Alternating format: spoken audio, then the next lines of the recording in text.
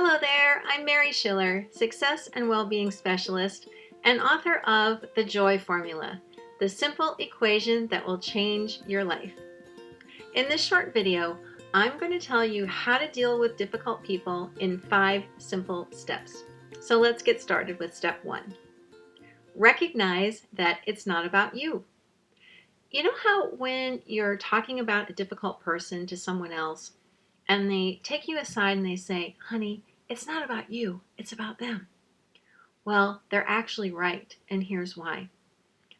That difficult person that you're thinking of right now, the one that came to mind when you saw the title of this video, they're only acting on what's going on in their own heads.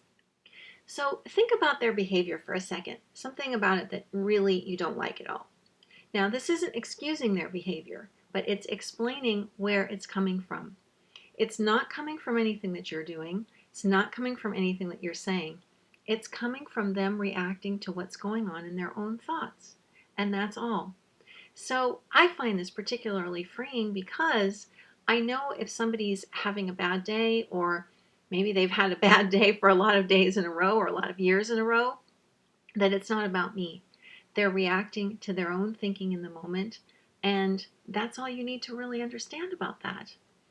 And that leads me to step 2, which is, it is about you. Now you may go, wait a minute, Mary, you just said it's not about me, it's about them. And now you're telling me that it is about me? I think I can explain. So just like that person is reacting to their own thinking, so are you. It's absolutely 100% impossible for someone else to make us feel a certain way. We might say, oh, my boss really hurt my feelings today, or my husband made me really mad when he did XYZ. But it's just not possible. It's not possible for another person to crawl inside our heads and create new thoughts and therefore new feelings, because our feelings are only ever coming from our own thinking. They are not coming from another person. It would be as logical as me saying, this pencil really hurt my feelings today. You know, it really got me mad when it just was sitting there and not doing anything until I picked it up and made it do something. That's how really logical it is to blame someone else for the way that we feel, because our feelings are never coming from them or what they're doing. They're only a reflection of our own thinking, which leads me to step 3. See that you're thinking. A lot of times we're told that we need to have a more positive outlook, or we need to change our mindset. In this case, we're talking about difficult people. So we might be told, just think more positively about your boss, and then everything will be fine and you'll feel better. That's not what I'm saying at all. The only thing I'm asking for you to see is that you're thinking, and that your thinking causes the feelings that you're going through. So in other words, I don't want you to try to change your thinking, because it's not possible to do that. I don't know anyone who has control over their thoughts. I don't know anyone who has control over what they think next, or what thoughts come in what order. The mind just doesn't work that way. But if you can see just that you're thinking, and that your thinking is what's creating your experience and your feelings, that's all you really need to see. That leads me to step 4. Experiment with your thinking.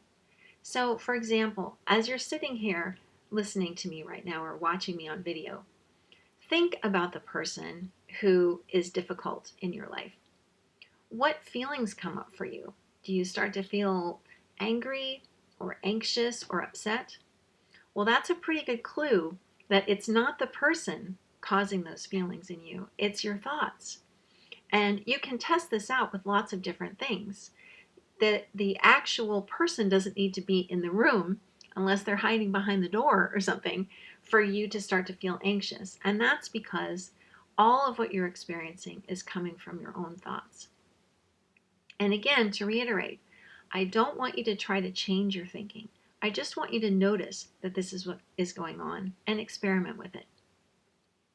That leads us to step 5. Start seeing others in this same way.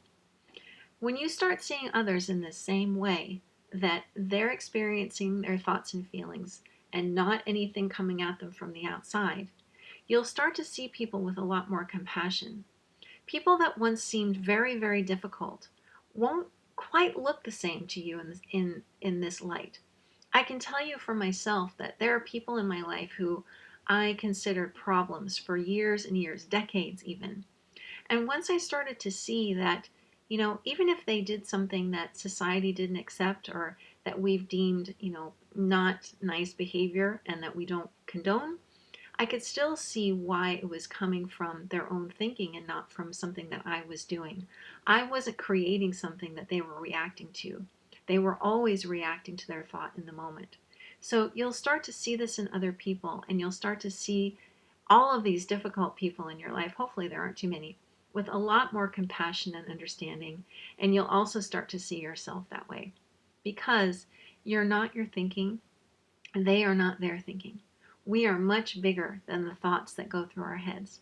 And once we can see this in ourselves, we begin to see it in others as well. And the whole world can open up to us in terms of the relationships we develop and repairs that can be made in these relationships that once seemed irreparable. I hope this has been helpful for you. Please find me online at www.thedailyprinciples.com and www.joyformulabook.com. Thanks for watching. Bye now.